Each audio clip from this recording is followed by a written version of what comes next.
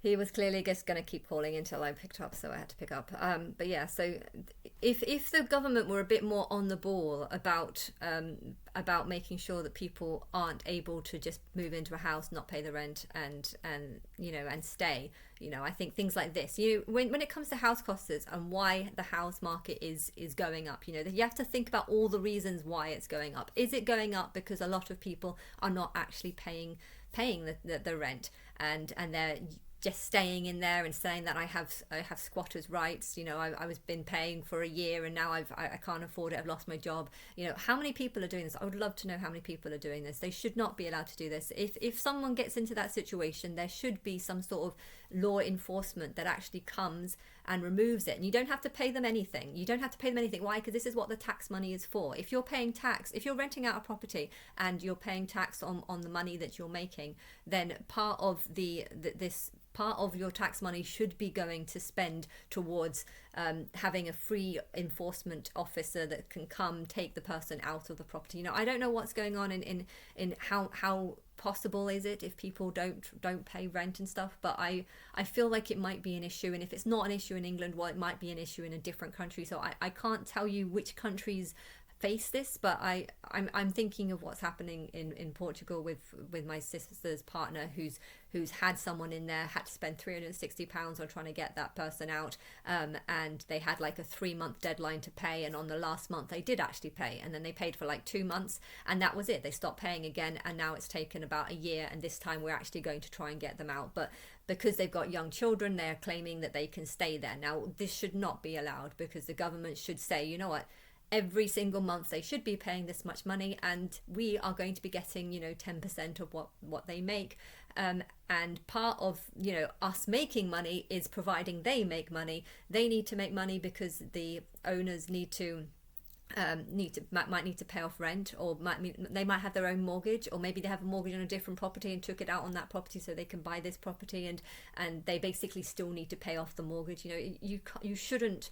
Housing is such an important thing, and I feel like whatever the government's doing, they're messing up, because the houses should not be rising as much as they are. You should look at how much the income rises of people's salaries and stuff, and houses should be going up to that kind of extent. Another reason why they might be going up is it might take 8 months, 9 months. I know with Sophie's house, the flat that she bought now, it took about a year for her to actually get the key to the house. I mean, why the hell would something take a year? Okay, she's not very competent and stuff, so because of that, but why the hell would you be allowed to just to not pay tax on or why would it take so long to buy a property? Because if a property is going to be empty for a year, whilst the sale process is going on, when people buy a house, they like the house to be empty. Now, if the house has been empty for 8 months whilst the process happens, you don't really want to get people in there, because they might get in there and then refuse to leave, and you don't really want to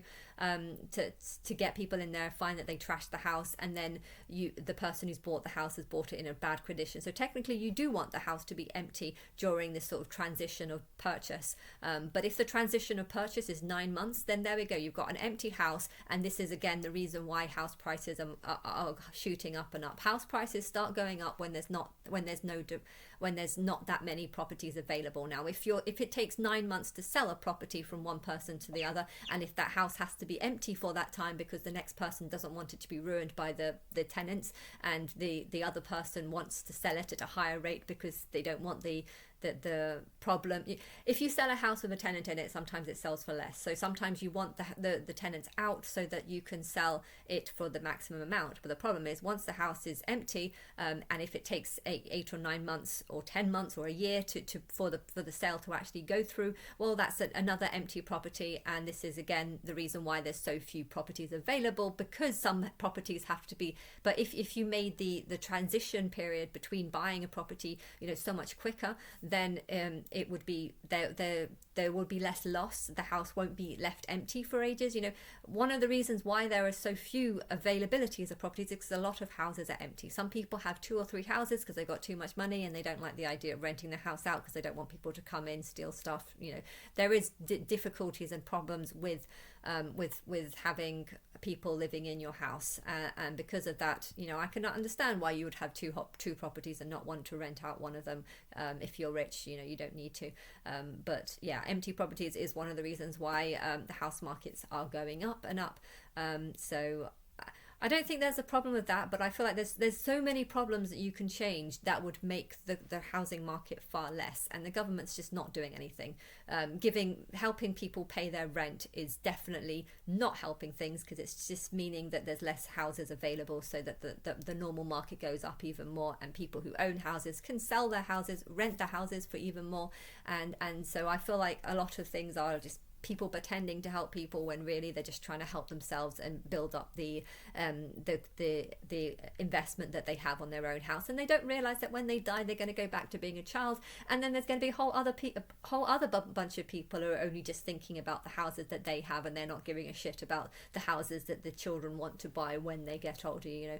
You will be that child when you die. You will go back to living with a family who's similar to you, but they might not want to give you a house, hence you might have to save up and buy your own house, and you will not be able to do it if there's a bunch of people who own houses saying, you know what, let's do something to fuck up the market so that our houses are worth even more money. Okay, we can start paying people's rent, which helps us because then we can charge more because we're giving people rent, and we're basically just sucking up the taxpayers' money to help them do it, when really you're actually just making the problem very, very unfair, because some people are paying even less because they don't have to, because they get all this free money, and some people are paying more because they don't want to ask for free money, and yet they probably need to.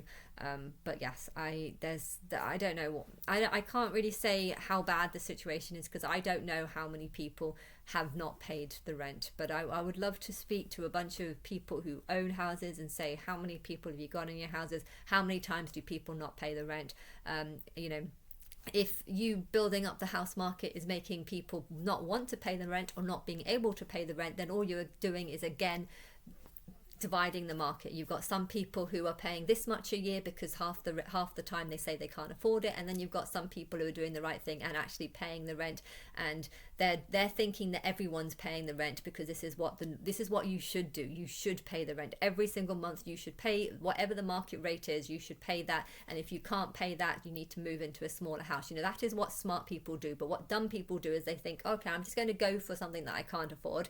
Okay, there'll be a couple of months where I won't be able to pay, and the owner of the house will get pissed off, but because the government's not going to do anything to get rid of me, I'm just going to do it anyway. And then you just get the corrupt people that are just paying far less and being corrupt and being more corrupt because they know they can be, and by helping the corrupt people by saying, okay, you can't afford this month, so you don't have to pay it, even though the person who owns the house might have a massive mortgage that they've had to take out probably because of the rising house market, and it shouldn't be this high, but it is this high because some people are just choosing not to pay. I don't know how many people don't pay the rent every month, but it's the market shouldn't be going up as much as it is, and it is because some things are obviously not working, and there's a long list of reasons as to what could cause this: slow purchase of properties, slow planning permission. If you've had a land and you've spent a huge amount of money, you want to gain revenue on it. Now, if the land has been empty for 2 years whilst the planning officer does absolutely nothing to help you or to do anything, and it just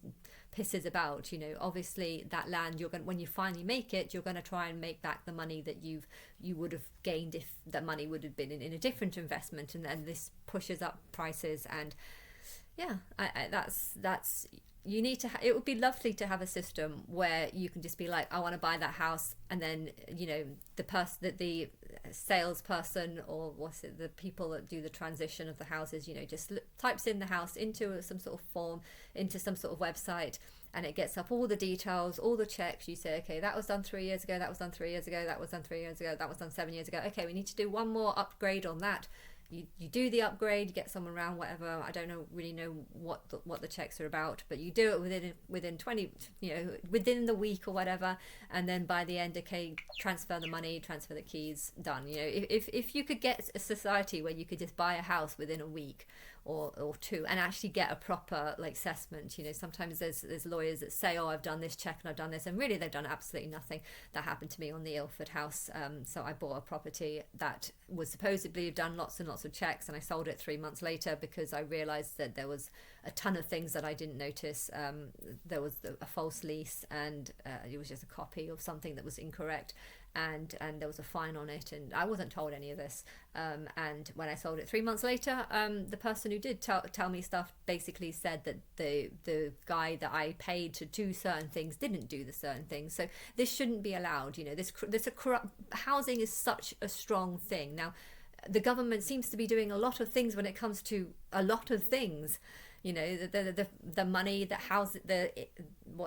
you're giving lots of money to people who claim to be far weaker than they actually are, or you know, people that are on benefits. You're doing a lot to do with benefits, a lot to do with giving out rental money, or they've got so many different plans and schemes, and yet the most important one, which is housing, just doesn't seem to be covered. You know, what happens if someone can't pay the rent? You need to have some sort of officer that can come and actually remove them and take them somewhere else. You know, if you've got a bunch of kids and a bunch of stuff, you know, you can't just move, but you should set something up so that you can just like a tiny house. A tiny house, I say 3 by 6 because I feel like it does need some sort of bathroom, and it does need some sort of kitchen. So if you have like maybe a bathroom near the front, and then a kitchen next to it with just like a basic stove, a hob, and then like some sort of bunk beds and some sort of chair, or maybe even a bunk bed that can turn into a chair. I don't know how you know, you can do some really good things with a tiny house. And if the government had just a whole bunch of these tiny houses that people don't want to live in, houses that if you were taken in there, you know, you'd probably go off and find somewhere else. You know, that's what it should be. But that's what the enforcement should do. They should take these people with their stuff and not just dump them inside a hotel that they have to pay for, because that's what happened to my sister. They took her out and they dumped her in front of a hotel that she didn't want to pay for, and so she ended up sleeping under a tree. You know,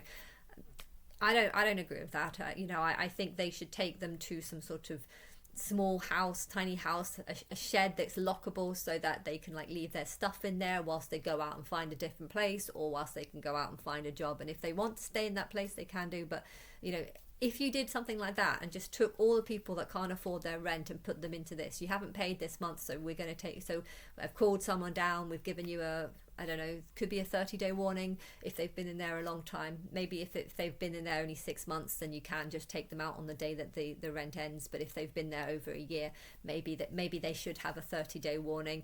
You know, you didn't pay last month, and basically if you don't pay for that month and the next month within the next 30 days, this law enforcement officer is going to come. If they want to handcuff them and take them out, do so. If you think they're going to get violent by forcing them out, then I don't think there's anything wrong with that. You know, my sister got it was £1,000. It was a claim, so she got 750 because the lawyer takes 200, but she got that much.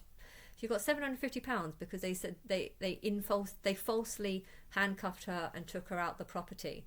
But in reality, I think that's how you should handle it. You shouldn't be giving them compensation money for doing the right thing. I think what happened to my sister was actually correct. That woman gave her 30 days notice. She didn't want her in the property for a bunch of reasons, a bunch of small reasons, and she had time to leave. And the woman told me 2 weeks before, you know, that she's serious, that she wants her out, and that she's not taking it seriously. And I spoke to my sister and I was like, you got to take this seriously. You know, go find somewhere else. You've got time. And if people choose not to, then there should be some enforcement officer that comes and just takes them out, because this is what your tax money should go to. If you've got a property and you've got someone paying rent and you don't want them in there, but that you know their rent is coming to an end, you know, there should be some sort of way of getting them out, and not having to worry that you're going to have to continue living with them. Or because if you're not getting on, then you shouldn't be forced to live with them. And if you've got a property and you know that the housing market is you know a lot more than what you're paying, and you want to sort of make it fair for everyone around. You know, why should someone in this house be paying £1,200 when someone in this one is paying £900, whilst also getting £200 or to £400 from the government? So really they're only paying like £400. So why should this family pay £400 when this one is paying £1,250? You know, if it's the same type of house, the same location, the same, interior, you know, why is it, why is this, you can't just help the people that complain. You need to make that the market fair for everyone. Okay, you could say that this person has two jobs and can afford it, and this person has one job and can afford it, but does this person really want two jobs? No. Did they really? Sometimes you earn more money because you're doing a job that no one else wants to do. You earn a lot of money being a bin man, but I'm sure the bin man doesn't want to be a bin man because he comes back smelly every day. You know, if you're earning more money, it's usually because you're doing something that other people don't want, or something that you need to have specific skills for. Now, if you're skilled, if you have lots and lots of skills, it probably means that you're an older soul. And if you're an older soul, you probably know how to appreciate things more. Hence, you deserve to have that extra money, because you know that you will appreciate it on stuff. You know, my uncle can be in a lovely posh lodge, Dream Lodge, which is called, a really lovely, amazing lodge, and he'll just be sitting there just like acting like he's not in a really nice place. You know, I've seen him when in a really nice luxury lodge, and I've also seen him when he's in a £20 hotel, and I've just had a twin bed, and I've invited him, and I, you know, we're just making the room and conversation and stuff. You know, he seems the same. He doesn't, being in an ugly cheap hotel versus a really nice luxury lodge that has a free jacuzzi, you know, as part of the thing. You know, to him, he couldn't tell the difference. And I feel like that's because of his state. Now, if you start saying people who are getting this much money need to be getting lots and lots of more money because it helps improve their life and it helps balance the wealth, you know, well, if the people that are earning more money are appreciating it and enjoying it, or are you're making the most of it, then they deserve to have more money. And if the people that don't enjoy luxury lodges or luxury wealth, you know, if they're getting less money, well, they're probably not appreciating it. If you give them more, they probably won't appreciate it. You know, even though this was £20 a night, and this was like, I don't know, it's like £100 a night or something, or maybe it was more, it might have been £200 a night. Even though the price range of these two places were very, very different, I asked my uncle, you know, is this better? And he was just like, it's the same. He literally told me it's the same. Staying in a luxury lodge is the same as staying in a £20 lodge. Well, if this is how people feel, then you shouldn't help people just because they're poor, because sometimes they don't actually appreciate the what you do for them, and that's something that's, you know, if and also it's not good to rent, because in some situations the house starts falling apart, but if you own a property, you know, you look after it a lot better, and therefore the government shouldn't be owning property. The governments need to rent it or sell it to people and get them to look after the properties. But part of getting them to look after the properties is to also reassure them that if the people in there stop paying the rent, that you will help them get out. That is what the government should be focused on. Housing is what the government should be focused on, not anything else. Literally, that is the most important thing. Okay, you need to do something to help mentally ill people. You need to do something to help to help poor struggling people. But helping poor struggling people could actually mean just putting them in a cheaper location so that they don't have to spend huge amounts of money on rent that they can't afford, hence need the taxpayers' money to help it. You know, if they're earning less, working less hours, or getting less pay, it's because they're doing a job that's kind of easier and a job that a lot of people want. And if people are earning more, it probably means they deserve more, and that's kind of what I believe. And I did a big long rant about that.